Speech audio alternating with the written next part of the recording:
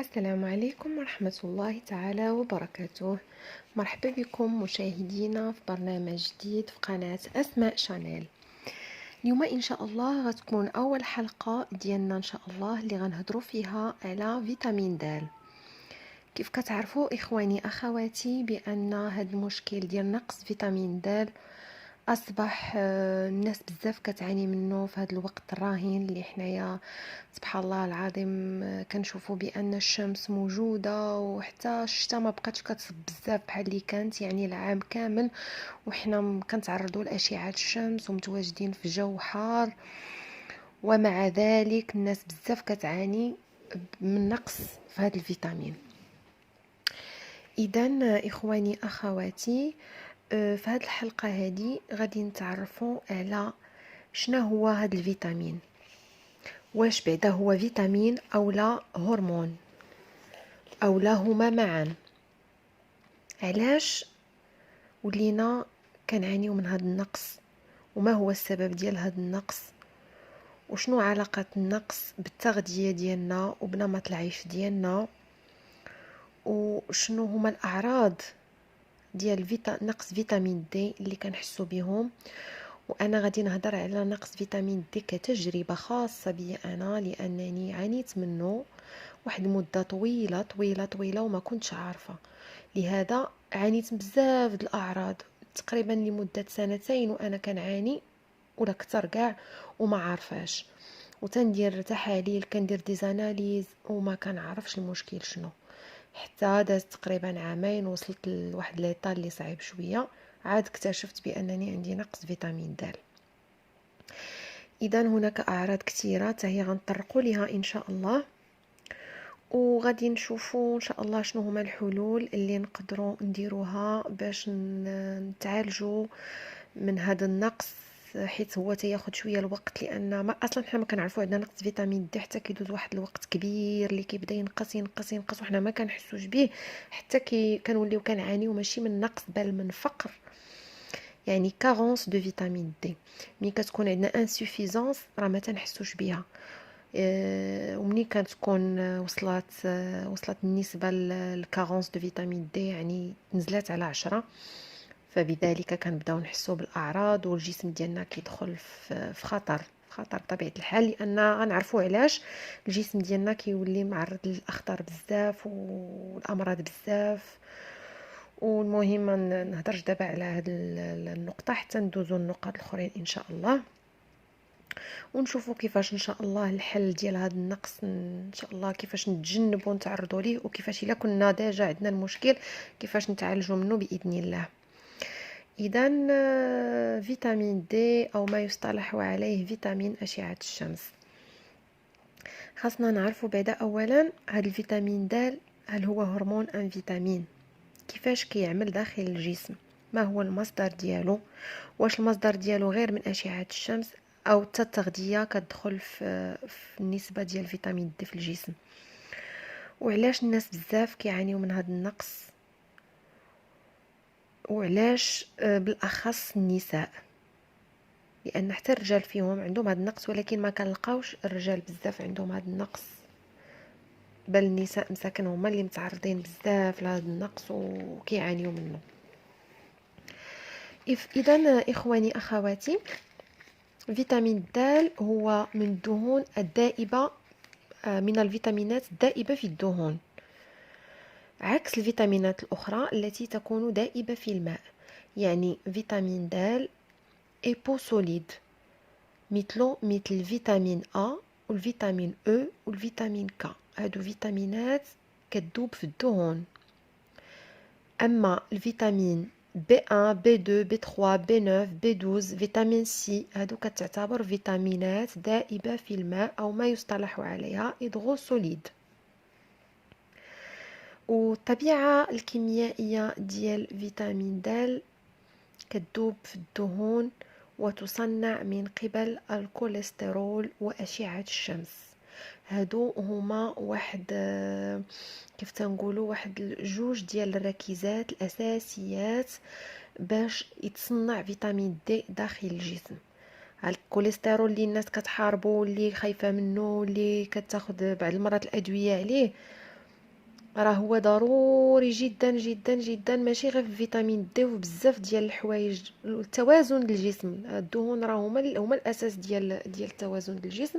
وحنا ما ندخلوش في المسائل الاخرى، نهضروا فقط على فيتامين دي. فإلا ما كانش الكوليسترول في الجسم مقاد وعندنا، راه ما يمكنناش ننتجو فيتامين دي. واخا كاينه اشعه الشمس، واخا نجلسوا نهار كامل تحت اشعه الشمس، ما يمكنش يتنتج لينا. وكذلك فيتامين دي كيعكس لينا النسبه ديالو، كتعكس لينا نمط العيش. الناس هادو اللي عندهم هذا المشكل هذا، كيفاش عايشين، كيفاش كياكلوا، كيفاش كينعسوا، كيفاش مثلا الخطر ديالهم كيفاش داير، واش ناس عصبيين، واش ناس كيلعبوا الرياضة، واش ما كيعانيوش من امراض اكتئاب. هادشي كله كيدخل لينا في هذا المشكل ديال نقص فيتامين د.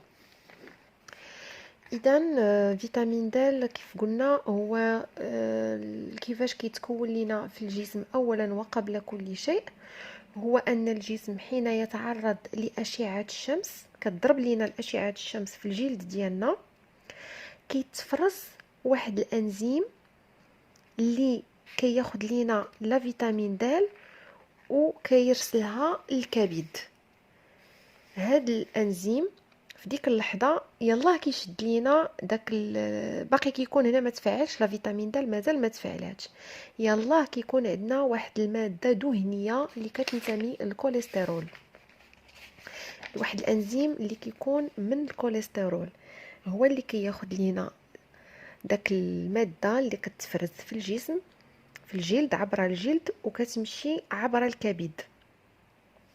مين كتوصل لينا الكبد، تما فين كيبدا يتكون الفيتامين د. وقبل ما يتكون هنا راه باقي غير نشيط، خصنا نشوفوا الصحه ديال الكبد. واش داك الكبد بصحه سليمه، واش خدام مزيان، واش ما عليهش الضغط. لان كيف كتعرفوا الكبد هو المصفات ديال الجسم، هو اللي كيصفي لنا السموم، ترسبات ديال الاكل. كيف تتعرفوا راه الجسم ديالنا راه ما كيقبل غير الاشياء الطبيعيه.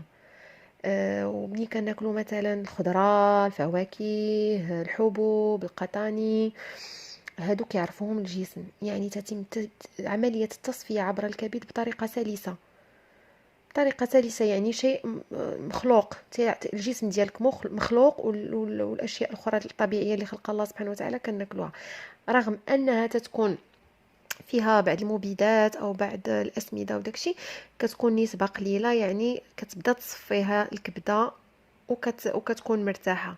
ولكن الا كان الانسان كياكل المواد المصنعه، المواد اللي يصنعها الانسان بيديه، يعني دوك مثلا الحلويات، مثلا دوك المعلبات، الاشياء المشروبات الغازيه، والمشروبات اللي فيها اللي كتكون محليه بالمواد الصناعيه، راك عارفين دابا راه النسبه ديال الناس كثيره كياكلوا هاد المواد هادي، واللي كيعتبروها طبيعيه وعاديه. والجسم راه ما بقاتش، الناس راه كاين اللي عندهم الكبد سبحان الله العظيم قوي، وتيقدر يصفي هاد المواد السامه وهاد الترسبات. ولكن كاينين نسبه كثيره من الناس اللي عندهم الجهاز ديالهم ديال الكبد على قد الحال، اولا حيت سبحان الله العظيم ربي مقسم كل واحد والجسم ديالو كيفاش كيخدم. كاين اللي عنده مثلا هذا العضو اصح من هذا العضو، وهذا العضو اصح من هذا العضو. ولكن في صفه، في زعما في اجماليه تامه، راه كل شيء كيكمل شيء، باش ربي سبحانه وتعالى راه كل واحد خلق له الجسم ديالو بطريقه متكامله. غير وكان الانسان ما كيحافظش عليه، مثلا عنده هذا العضو شويه ناقص على هذا الاخر كيكمله. ولكن الا جينا نشوفوا الجسم ككل، الجسم الحمد لله كاين تناسق، وربي سبحانه وتعالى خلق الانسان في احسن تقويم. راه كلنا الحمد لله خلقنا في احسن تقويم، ما حتى حاجه ما ناقصنا في الجسم ديالنا.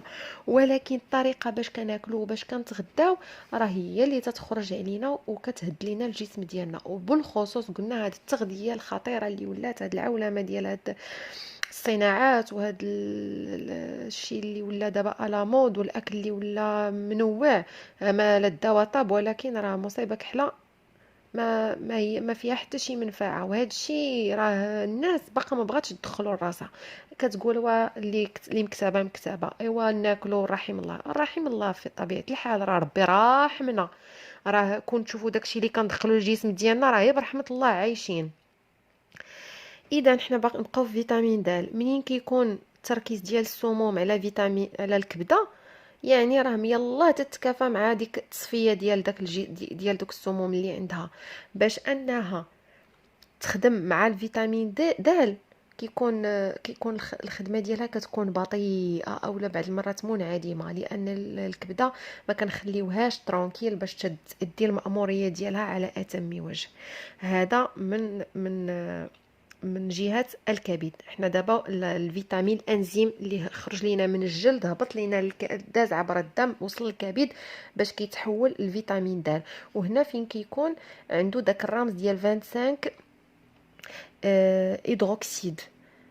كتكون في التحليله ديال فيتامين دي بالنسبه للناس اللي داروها 25 هيدروكسيد دي. تما فين كنشوفوا النسبه ديال فيتامين د في الجسم ديالنا واش كاينه مزيانه ولا لا. اذا قلنا باش غادي تكون الكبده تحولوا لينا الفيتامين د، خصها تكون على الاقل نقيه، ما عليهاش واحد لا شارج كثيره باش كنستافدوا من فيتامين د. من بعد من الكبده كتجي المرحله الثانيه اللي كتدوز لينا الكبده عن طريق الدم باتجاه الكليه. كيمشي لينا داك كتجي عاوتاني انزيمات وحده اخرين بطبيعه الحال كتهز لينا داك الفيتامين د اللي تكون في الكبد، كتهزو نحو اتجاه الكليه. منين كيوصل سبحان الله العظيم الكليه، هنا في هذه المرحله كيتحول الهرمون. اذا المرحله ديال الفيتامين سالات عندنا منين كيوصل الكبد. منين كيوصل الكليه من الكبد للكليه كيتحول لينا الهرمون باش كيدخل عاوتاني في حوايج اخرين في تكوينات اخرى سبحان الله العظيم. هنا كتكون عنده العلاقه مع الغده الدرقيه. خص بعدا اولا يكون تكون كليه سليمه عاوتاني باش ما يكونش فيها مشاكل. ملي الحمد لله كتكون الكبد مزيان تتوصل لينا الكليه الحمد لله مزيان. اذا هنايا كتدخل لينا الغده الدرقيه باش كتكمل الدوره ديالها، باش كيولي عندنا فيتامين 1.25 هيدروكسيد مقاده كما يجب. خص يكون عندنا الهرمون البي اش او ما يعرف بالغده الجار الدرقيه اللي كنسميوها حنا الكواتر، تكون عندنا بصحه سليمه وبصحه جيده. ملي كيكون عندنا هاد ثلاثه المراحل مزيانين في الجسم ديالنا راه كتكون العمليه ديال تكوين فيتامين د مزيانه. اذا منين كيدوز من هاد ثلاثه المراحل، المرحله الاولى عبر الكبد تكون فيتامين، المرحله الثانيه يتحول فيتامين د الى هرمون. اذا في هاد المرحله هذه كنكونوا تقريبا استفدنا من لا فيتامين د ودخلنا في المرحله ديال الهرمون. اذا في المرحله ديال الهرمون غادي نخليوها الحلقه الماجيه ان شاء الله باش نعرفوا كيفاش كيخدم هذا الفيتامين د اللي كيتحول الهرمون، كيفاش كيأثر على الجسم وشنو هما الضرورات ديالو لاعضاء الجسم كامله. إذا مشاهدينا تتمة الحلقة إن شاء الله سوف تكون في فيديو قادم. إلى عجبكم الفيديو استفدتوا معايا ديروا لي جيم وبارطاجيو لا فيديو مع احبابكم وصحابكم اللي عارفينهم عندهم هذا المشكل ديال لا فيتامين دي، وديروا خليوا لي اسئله الى عندكم شي سؤال او شي استفسار، انا ان شاء الله غادي نجاوبكم عليه. والى الحلقه القادمه ان شاء الله، الى اللقاء.